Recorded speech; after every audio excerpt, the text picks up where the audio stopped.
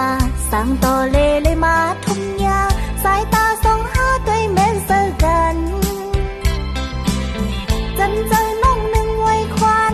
เมื่อเลยทบทันสู่ใจคือเป็นเสาไหลเยียวใจมาเวย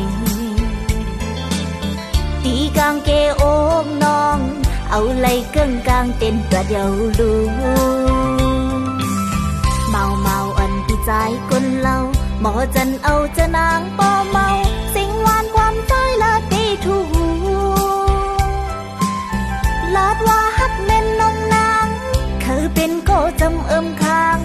ปัญหานางคนเยียวใจเมาเวยจูบานสาวน้องในหือยามไว้ต่างหักต่อเพิ่มมา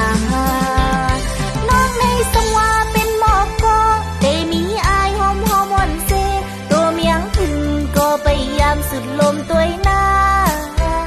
ในจูจะปานสาวน้องไปมีพลังยามอยู่จำย้อนเปิดในใจเมาเวยหันถึงจอมเนื้อจัดปนางลูบอกหนุ่มอ่อนกี่หมุนพุดมาสังวาปีเตียนลุ่มลาลูล้อมทิ้งซิมไว้ไหลอยู่จือสังวาใจตีหักนางสังวาใจตีห่มค้างจำจะนางน้องเมื่อไหลต่อจูหูเจอสาวน้องใน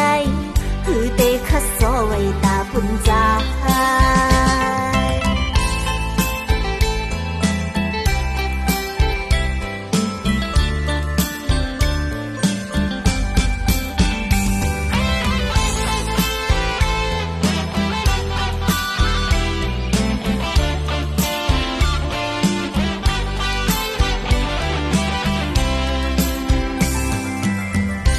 ยามหันยามทบใจมาสั่งต่อเลยมาทุ่งยาสายตาส่องหาตัวแม่นเจอกัน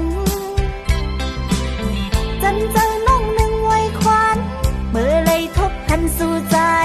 คือเป็นเสาไหลเยียวใจมาเวยตีกางเกโอกน้องเอาไหลเกิ้งกางเต้นประเดี๋ยวลูเมาอันพี่ใจคนเล่าหมอจันเอาจะนางป้อเมาสิ่งหวานความใจละตีทูลาดว่าฮักแม่นน้องนางคือเป็นโกจำค้างปัญหานางคนเยียวใจเมาเวยจูบานสาวน้องในหือยามไว้ต่างหักต่อเพิ่มมาน้องในสงว่าเป็นหมอกก็เตมีอายหอมวันเซตัวเมียงพึ่งก็ไปยามสุดลมตัวหน้าในโจจะปานสาวน้องไปมีพลังยามอยู่จำย้อนเปิดในใจเมาเวยหันถึงจอมเนื้อจัดปนางลูบอกหนุ่มอ่อนกี่หมุนพุดมาสังวาปีเตียนลุ่มลาลูล้อมทิ้งซิมไว้ไหลอยู่จือสังวาใจตีหักนางสังวาใจตีห่มค้างจำจะนางน้องเมื่อไหลต่อจู